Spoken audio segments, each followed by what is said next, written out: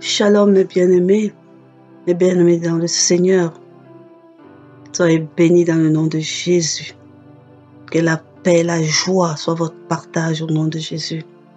Ce message est la partie 2 du message intitulé « Revêtu de puissance pour être témoin de Christ ». Alléluia.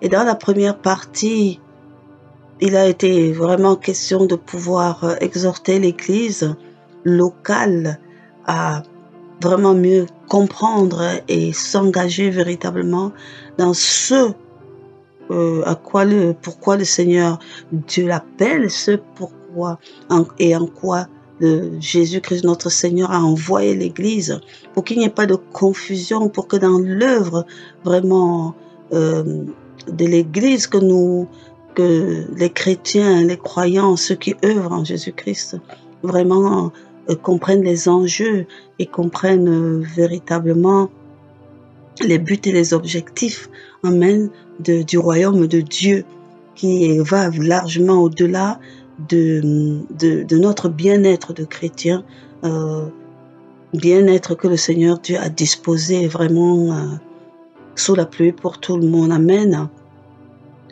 Dans cette partie numéro 2, vraiment, nous allons étayer et comprendre véritablement la nuance importante, différence qu'il y a entre avoir le Saint-Esprit en soi et avoir le Saint-Esprit sur soi.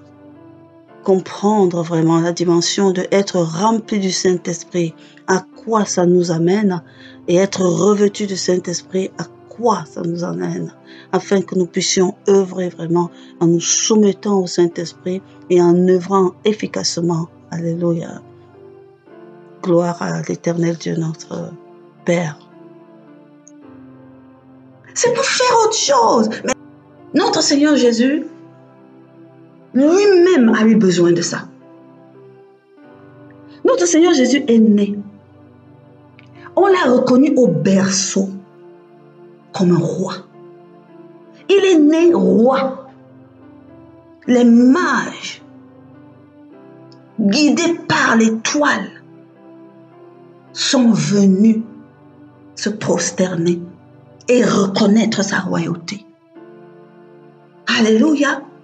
Donc, il a fallu attendre 30 ans. Qu'il ait 30 ans. Il n'avait pas fait de miracle.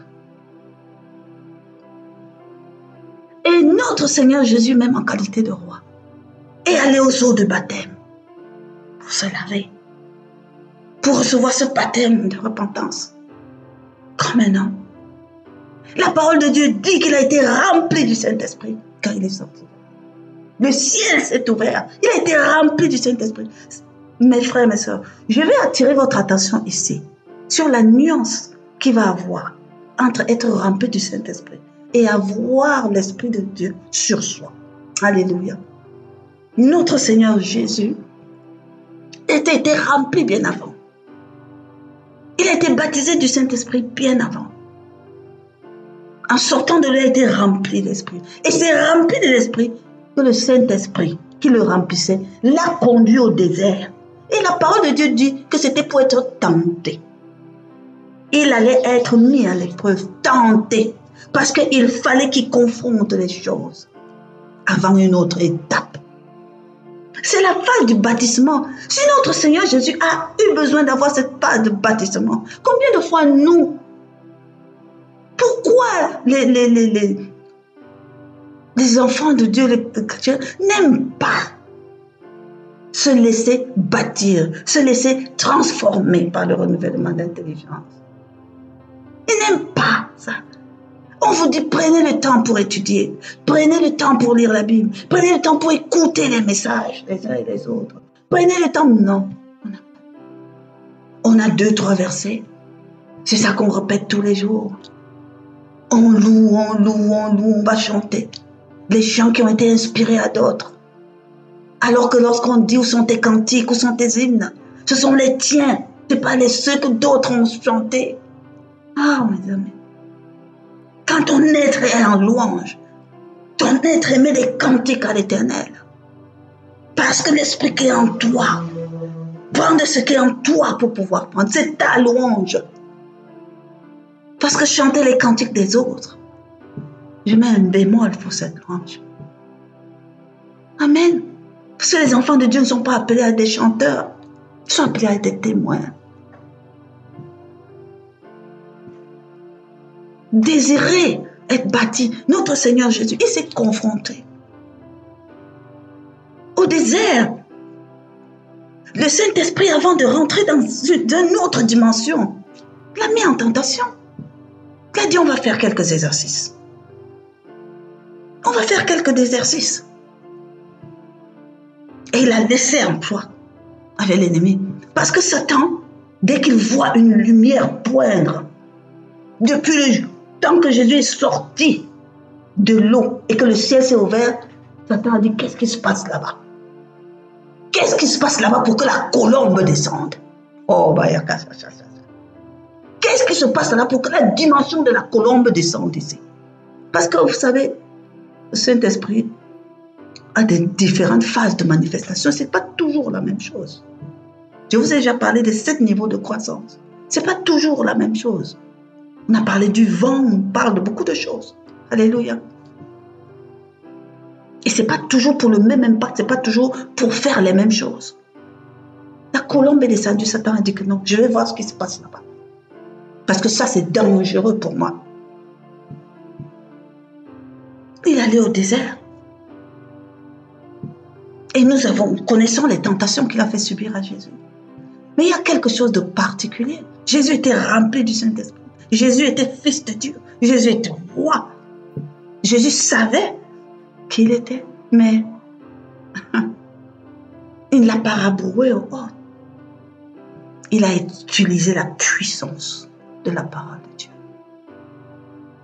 Il a utilisé la vérité de la parole de Dieu. Parce qu'à ce moment, on ne parle même pas encore de puissance pour Christ. On parle de la vérité de la parole.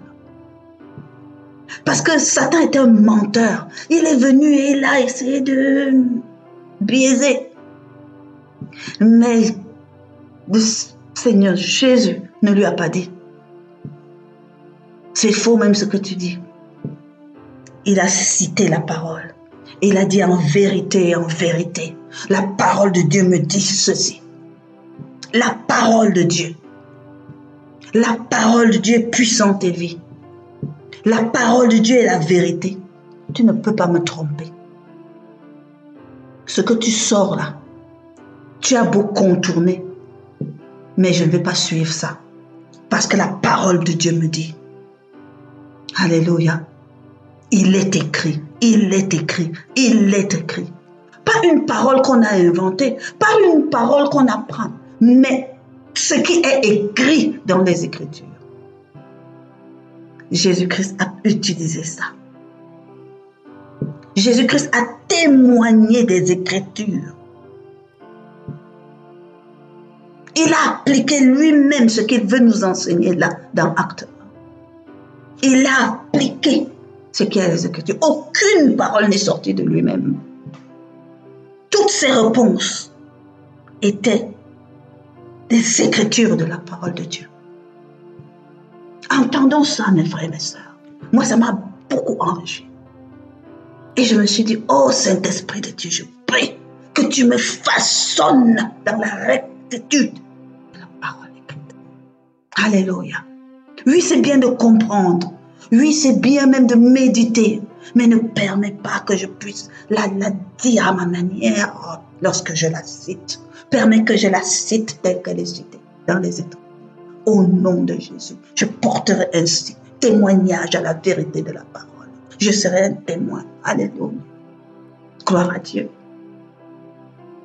Après cette victoire, le Saint-Esprit a dit, tu es prêt. Le Saint-Esprit a dit que Jésus, notre Seigneur, oh mon Dieu, est prêt à recevoir le monde. Et on dit qu'à partir de là, Jésus-Christ le Saint-Esprit est venu sur lui. Il fut revêtu de l'Esprit sur lui. La puissance de l'Esprit a commencé à œuvré dans la vie de Christ. Ça a renommé le précédent. C'est spirituel, mes bien-aimés. C'est une force spirituelle qui te meut quand tu te positionnes véritablement. Que l'Église se positionne véritablement. Et la puissance des cieux va la mouvoir. Aïe, aïe, aïe, aïe, aïe. Gloire à Dieu. Gloire à Dieu. La première chose qu'il a dit, il est allé à la synagogue. Il a dit, l'Esprit de Dieu est sur moi. Sur moi, pas en moi. Il en était rempli, mais il a dit, l'Esprit de Dieu est sur moi pour agir. Vous recevrez une puissance. L'Esprit de Dieu survenant sur vous. Alléluia. Quelqu'un reçoit la grâce. La grâce de se positionner pour recevoir. Alléluia. L'Esprit de Dieu survenant sur moi. Et sa puissance agissante. Amen. Carabaché. Parce qu'il y a une chose qui est importante. C'est qu'on se demande parfois, est-ce que l'Église a compris les buts de Christ? L'Église se préoccupe tellement de son bien-être, de ses biens, de ses richesses. Vous serez nommés de ces promotions de prêtre. Nous, on peut dire nous tous, franchement. Parce que c'est ceux qui ont même déjà maturé en Christ qui peuvent comprendre que toutes ces choses, Dieu nous les a garanties. Amen. Pensons à autre chose. Non. La plupart des grâces, tu sais, elles remplissent, tu sais, elles remplissent, je ne sais pas de combien de milliers d'âmes. A-t-elle compris? Quels sont les buts de Christ? Pourquoi Jésus-Christ l'a appelé? Pas pourquoi Jésus-Christ est mort à la croix. Jésus-Christ est mort à la croix pour te sauver, oui. Mais, est-ce que tu as compris pourquoi il t'appelle? Si tu dis que tu es un appelé, tu as compris pourquoi Jésus-Christ t'appelle? À être en partenariat avec lui. A-t-elle vraiment saisi et compris? Et intégré dans son... Quel est l'objectif de Jésus-Christ? Dans le partenariat qu'il propose à celui qui a cru en lui? Il poursuit quel but? Est-ce que l'Église s'intéresse-t-elle vraiment aux prophéties des temps à venir? Des fins des temps? Est-ce qu'elle s'interroge même sur où allons-nous? Quels sont les buts de la fin? Quelles sont les opérations de la fin? Pour pouvoir s'impliquer. Est-ce qu'elle est intéressée de savoir dans quelle forme il est prévu que ces choses arrivent? On ne peut pas seulement être là. Il y a beaucoup d'églises qui sont perdues dans le fait que chaque jour ils prient, chaque jour ils jeûnent, chaque jour ils font des veillées de prière pour leur désir, pour accumuler les signes extérieurs de richesse, pour être comparé aux hommes du monde. Je veux aussi avoir la voiture, je veux aussi prier, je veux aussi être bien habillé. Je veux aussi avoir la promotion. Je veux être dans le gouvernement. Je vais. Oui, ce sont ces choses. Ce n'est pas mauvais. Parce qu'il commence même par là, le Seigneur Jésus. Il dit, fais de toi ton héritier. Alléluia. Il te fait héritier, fils du Père, héritier du Père. Qui te garantit que ces choses ne peuvent pas te manquer? Ça fait partie de la bonté de Dieu. Et ce n'est pas ça qu'il met dans la balance ici. Parce que n'oublions pas, même les apôtres ont été confus. Quand nous relisons Acte 1, et qu'à son verset 4, il demande, et 4 ou 3, je ne sais plus, il demande au Seigneur, est-ce que c'est à ce temps-là alors que Israël sera rétabli? Jusqu'aujourd'hui, les gens en Israël disent que le Messie devait venir pour rétablir la primauté d'Israël, la force d'Israël, contre... Je ne sais pas. Est-ce que c'est pour être grand aussi, Jésus? Il y a beaucoup de confusion. Les objectifs et les buts ne sont pas clairs. L'Église doit être amenée au discernement de ses objectifs.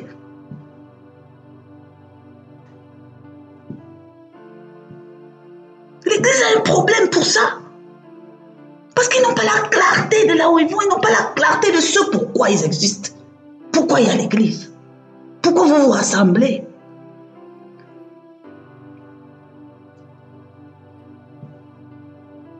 Alléluia.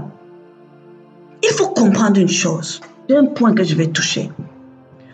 Que dans ce qui se passe dans ce monde, c'est vrai que la parole de Dieu dit ces choses arriveront.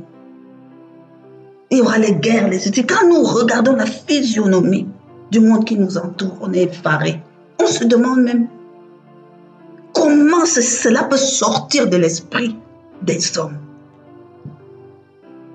Concevoir des choses aussi iniques dans l'éducation de nos enfants. Pour bafouer l'autorité, pour interdire des choses, pour se déconnecter complètement de la source de leur création. Quand tu vois les lois, tu vois la manière dont même les dirigeants conçoivent et font des choses. Tu vois comment les gens se croient. On est effaré, on se demande où va le monde. Le mal empire. C'est-à-dire tout est tortueux. Mais je veux, mes frères et mes sœurs, nous qui croyons en Christ, et nous qui avons accepté cette main tendue de notre Seigneur Jésus, parce que nous aimons dire que nous avons répondu à l'appel qu'il nous a donné. Oui, nous devons comprendre l'ampleur de la responsabilité de l'Église, c'est-à-dire nous, individuellement ou en assemblée, nous devons comprendre l'ampleur de notre responsabilité dans l'atteinte des objectifs de Dieu avec Jésus. Et ça depuis le commencement. Nous devons le comprendre. L'apôtre Paul qui a reçu vraiment la grâce de révéler les mystères de Dieu, nous dit, dans son livre d'Éphésiens en parlant, il nous dit une chose. Il dit en faisant allusion, en reprenant le passage biblique de Genèse qui dit « C'est pourquoi l'homme quittera son père et sa mère et s'attachera à sa femme. » S'attachera à sa femme. Et les deux deviendront une seule chair. Et il ajoute, vraiment ce que je vous explique là en ce qui concerne le mariage humain, l'union humaine, c'est un grand mystère. C'est un grand mystère divin. Je dis cela par rapport à Christ et à l'Église. Donc quand on parle de Christ et de l'Église, c'est à la dimension de la même chair, c'est à la dimension d'un mariage, c'est à la dimension d'une union, c'est à la dimension d'un époux et de son épouse. C'est à cette dimension-là que l'on parle de Christ et de l'Église. Alléluia. Nous savons que la parole présente l'Église que Christ viendra enlever comme l'épouse. Alléluia. Parce que Dieu notre Seigneur, on nous dit dans les livres, les derniers livres, on nous dit que notre Dieu prépare la noce. Dieu attend que Jésus ait fini son œuvre parce qu'il prépare la noce de son Fils. Alléluia. Avec l'Église qui est son épouse. Et ensemble, comme il est la tête et elle le corps, ils feront un seul corps. Alléluia. Mais cela se passe ainsi parce que depuis la création, il s'est passé quelque chose. Depuis la création, Dieu avait d'autres plans. Satan est venu mettre son venin là-dedans. Adam et Ève ont péché. Dieu a dû rajuster les plans qu'il avait au début. Nous savons, alléluia, qu'à la suite du péché d'Adam et Ève, Dieu a prononcé des verdicts. Dieu a prononcé des verdicts. On nous dit pourquoi à ce moment? Parce que le péché était là. Dieu n'aurait pas prononcé ces verdicts si le péché n'était pas déjà là. Parce que tout ce qui va suivre, c'est pour résoudre le problème. Alléluia. Et Dieu dit donc, après avoir interrogé tous, il dit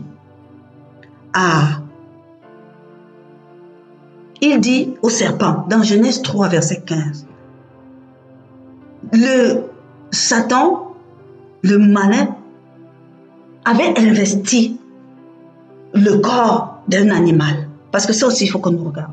Il avait investi le corps d'un animal. Dans la parole de Dieu, quand il maudit, il le classe dans la catégorie de bétail. Dans la catégorie de bétail, ça veut dire que la forme qu'avait ce qu'on appelle aujourd'hui le serpent n'était pas là, cette forme-là. Cette créature avait même des pattes, puisque Dieu a dû lui couper les pattes. Cette créature avait d'autres dispositions que dans sa malédiction, Dieu a ôté. Ça fait l'objet d'un autre sujet qui a été présenté par par l'apôtre Sanogo. Je vous assure, sur la sagesse du serpent. Et c'est très profond. Revenons ici. Donc, nous allons appeler dans serpent, c'est ce que l'animal est devenu. L'animal est devenu la forme du serpent qu'il a pris là. Alléluia. Après qu'il ait subi le verdict de son agression. Il dit au serpent, je mettrai inimitié entre toi et la femme, entre ta postérité et sa postérité. Celle-ci t'écrasera la tête et tu lui blesseras le talon. C'est dans Genèse 3. Et l'épouse, on l'évoque dans les évangiles, dans Apocalypse. Une vision de terminer de la reconstruction, du rétablissement et une vision du départ dans la perdition. L'homme et la femme, Adam et Ève, un péché. C'est le début de l'image. Amen. Ils s'unissent, mais ils ont un ennemi.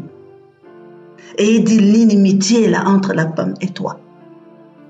C'est établi entre la postérité et sa postérité. Sa postérité écrasera ta tête. Toi, tu lui blesseras le talon. Allons voir. Amen. Dans le monde qui en découle, nous devons regarder quelque chose de particulier. C'est qui Ève? Au-delà du fait que c'était la femme et le mari qui étaient Adam. Mais c'est qui Ève? Le nom de Ève, c'est mère de l'humanité.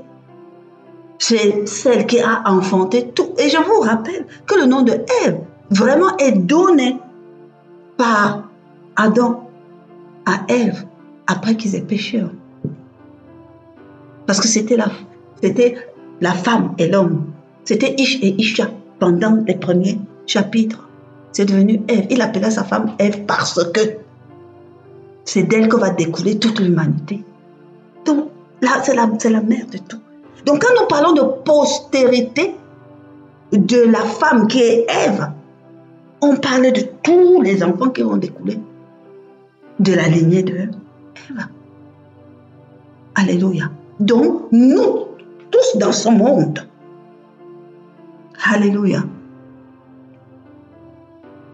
cette postérité-là qui vient de la femme t'écrasera la tête et tu lui blesseras le talon.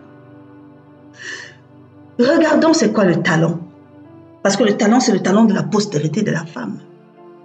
Le talon sur un squelette, sur un corps humain, c'est une zone d'appui. C'est par le talon que toute la structure humaine se tient debout, s'appuie et est en équilibre, peut marcher avec équilibre.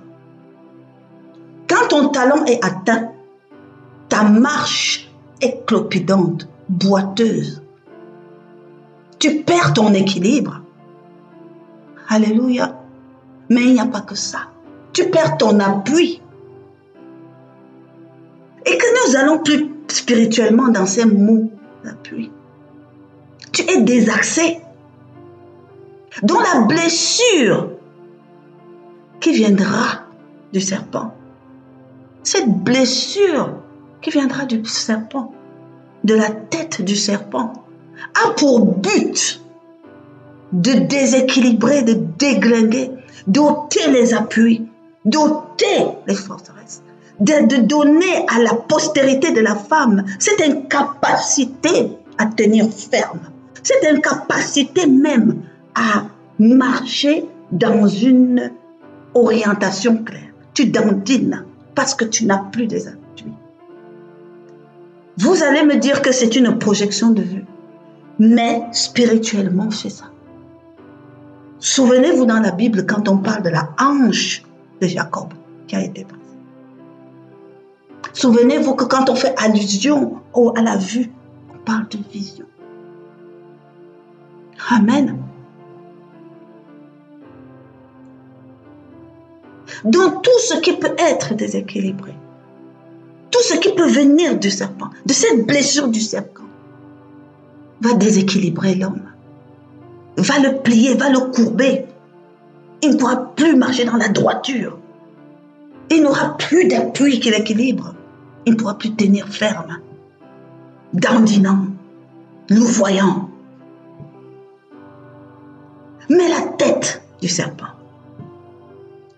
Maintenant que cet animal par qui Satan est passé a été maudit et est devenu serpent, la forme que nous connaissons aujourd'hui. Regardez n'importe quel type de serpent. Que ce soit de petite taille ou de grosse taille, vous verrez qu'il y a une disproportion entre la taille de sa tête et le reste de son corps. Les serpents ont ce qu'on appelle un cerveau reptilien. C'est-à-dire, c'est la portion primaire je peux dire du mode de pensée, si on peut dire ça en ce qui concerne les serpents, mais oui. Le cerveau reptilien, c'est celui qui apparaît dans les êtres les plus machins, et surtout, c'est les bribes du cerveau. Ensuite vient le cerveau limbique, qui va gérer nos émotions, qui va gérer nos sentiments, nos réactions. Et vient le cortex cérébral, qui n'est que dans l'homme et chez les mammifères. Et c'est là où on met une dimension de la réflexion, du raisonnement, de la conscience, ainsi de suite. Amen. Mais les serpents, et pourquoi? À quoi sert ce cerveau reptilien? Parce que nous tous, nous avons. À quoi sert ce cerveau reptilien? C'est le serpent. Ça gère exclusivement la survie. Tout ce que le serpent fait, c'est lui pour survivre. Et dans la tête du serpent, il n'y a que ce cerveau reptilien-là, tout petit, et sa poche à venin. Voilà tout ce qu'il y a dans sa tête. Il n'y a pas de dents, il n'y a pas de langue, il n'y a rien d'autre. Et toute l'ossature, les seuls os qu'il y a sur le serpent, c'est sur sa tête, pour essayer de protéger cela. Donc, quand quelque chose sort du serpent, sache que ce n'est jamais pour le bien. Ce n'est jamais pour le bien de l'environnement. Quel que soit ce que le serpent trouve sur son chemin, tu es victime de son venin. Et son venin est conçu pour le protéger et te détruire. Peu importe. Donc, lorsque Satan s'empare de ça et insuffle dans l'humanité, par cette blessure du talon, dans l'humanité, le fait que, au lieu d'utiliser leur raisonnement ou même leur cerveau limbique, ils se calent à leur survie, les gens réagissent de manière complètement égoïste. Les gens réagissent de manière complètement tournée vers eux. Je m'en fous. Les décisions que je prends, c'est pour mon bien. Si ça m'arrange, toi, c'est pas bon pour toi. Je n'en ai rien à cirer. C'est comme ça qu'on voit les lois. Les gens sont dans cet état d'esprit. Ils sont prêts à prendre des armes. Ils sont prêts à prendre des attitudes de destruction de tout ce qui est autour. Moi seul, je survivrai. Les gens ont perdu le sentiment de l'autre. Du bien de l'autre. Non, non. Quand on écrit une loi, On ne pense pas à la majorité. On ne pense pas au bien-être de tout. On ne se met pas des freins. Ah non. C'est papa. Peu importe ce qui en sort. Voilà le monde dans lequel on prend. À cause de la blessure, du talon de la postérité d'Ève. À cause de ça, nous subissons. L'ennemi vient et utilise, quand on parle de l'esprit, de la puissance de l'air, quand on parle, il utilise des mots. Parce que lui, en tant qu'esprit, et utilisant de la même façon qu'il a utilisé, il s'en est imprégné. Et il utilise les corps humains. Il englue l'esprit de l'humanité. Il y a ceux qui pensent qu'ils sont des grands penseurs et ils sortent des choses. Mais quand tu regardes, aucune vie. Et c'est ce monde-là et la parole de Dieu nous dit, ça va aller mal en pire. Mais la parole de Dieu nous dit quelque chose. La parole de Dieu nous dit que la postérité de l'Église, non, la postérité de la femme écrasera le talon. Ça veut dire que des individus, d'autres humains, de cette prospérité, c'est de ce fruit des enfants de la femme que sortira quelqu'un. Alléluia. Ça, c'est ce qui est humainement. D'où les églises qui sont faites. D'où Jésus a été fait homme. Alléluia. Pour mourir à la croix du calvaire. Pour écraser la tête du serpent. Amen. Mais spirituellement, si nous avons comparé tout à l'heure l'Église à la femme et Christ à Adam, nous pouvons dire, Église, où est ta postérité? Parce que c'est ta postérité qui écrasera la tête du serpent. Si nous abordons les choses dans le domaine spirituel, nous comprenons que ce n'est ni les autorités, ni les hommes, ni etc., ni la manière de faire des hommes qui va résoudre les problèmes que nous avons.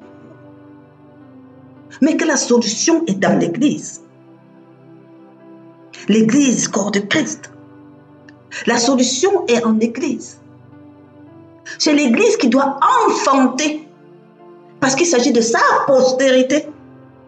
L'Église spirituelle doit enfanter quelque chose qui, elle, est la solution. Elle est la solution. Ce que l'Éternel dépose en toi individuellement ou en l'assemblée pour être enfanté. L'amour de Dieu, la paix de Dieu, ce qu'on porte dans la puissance de l'esprit peut résoudre les problèmes, écrasera la tête du serpent. C'est spirituel. Et spirituellement, Jésus nous dit, attendez d'avoir reçu ça. Recevez. Le Saint-Esprit survenu sur vous et recevez la puissance par laquelle vous devenez mes témoins. Partout sur la terre et écraser la tête du serpent. Renverser les œuvres de l'ennemi. Tout ce qu'il a déjà fait comme force. La puissance que je mets en vous est une solution pour cela. Alléluia. Alléluia. Que ce soit l'Église tout entière, t'entendez avec l'Église, corps du Christ, mais individuellement en tant qu'Église, mon frère et ma soeur, en tant qu'enfant de Dieu. Nous devons chercher le Saint-Esprit. Nous devons nous positionner avec sagesse pour être revêtus du Saint-Esprit. Nous avons l'Esprit de Dieu en nous, ça ne suffit pas. Nous devons avoir un revêtement de l'Esprit, celui qui apporte la puissance. Nous devons nous mouvoir dans cette puissance afin d'être à mesure d'être témoin. De témoigner Christ et d'enfanter les solutions pour les problèmes que Satan, que le serpent inocule. La limite de l'Église vient de ça. La limite de l'Église, je pense, vient du fait que l'Église a un problème de positionnement avec le Saint-Esprit. L'Église a une limite dans son revêtement du Saint-Esprit. C'est ça qu'il faut corriger. Il a un problème dans sa capacité à recevoir la puissance. On a beau dire, oui, c'est pas la foi, c'est pas la foi. Ça veut dire que vous avez un problème d'expression de cette foi véritable. Donc, mes frères et mes sœurs, l'Église doit être consciente de ça. Pour nous repositionner par rapport au Saint-Esprit. Cherchons même dans nos prières, dans la quête et tout. Nous devons en avoir la pleine compréhension, la pleine connaissance. Nous devons vivre cette mouvance au nom puissant de Jésus. Apprenons à le connaître, apprenons à le chérir. Appelons-le, invitons l'Esprit de Dieu à être sur nous. Alléluia. Nous savons qu'il se meut à l'intérieur. Il est en nous parce que nous avons cru en Christ. Mais nous le voulons sur nous pour agir. Sur nous, revêtus du Saint-Esprit. Alléluia. Cette onction-là doit couler sur nous. Et ça ne doit pas seulement être des mots, parce que beaucoup parlent d'onction, mais ne la vivent pas. Parce que si l'Église vivait l'onction du Saint-Esprit, nous verrons des choses. Alléluia. Oh, Esprit de Dieu, bénissons. Je te rends grâce pour ce message, oh Saint-Esprit de Dieu. Et ma quête, ma prière est vraiment que chaque jour, je veux être instruit de toi. Je veux être instruite par toi. Et je prie pour mes frères et sœurs, Seigneur le Père Tout-Puissant, afin de pouvoir vraiment être correctement positionné pour recevoir et pour être revêtu. Aide-moi, Saint-Esprit de Dieu. Déracine tout ce qui empêche ce positionnement au nom puissant de Jésus. Je veux recevoir la puissance de ton revêtement. Je veux être un témoin, je veux être un véritable témoin. Parce que je veux partir victorieuse dans la conquête et manifester des signes et des prodiges réellement. Alléluia. Partout où tu m'envoies, sur ce territoire. Qu'il en soit ainsi. Je peux déclarer que c'est une nouvelle saison. Et c'est une saison qui doit se dérouler avec le revêtement. Ton revêtement de puissance. Alléluia. Gloire te soit donnée. Béni soit ton saint nom de notre Seigneur Jésus. Aujourd'hui et à toujours. Alléluia. Soyez bénis mes frères et sœurs. Que ce message vous ait enrichi. Je ne m'attendais pas à déborder 1 heure. Mais c'est quoi 1 heure de notre temps quand nous devons être équipés? Demeurer bénis en Jésus-Christ. Shalom.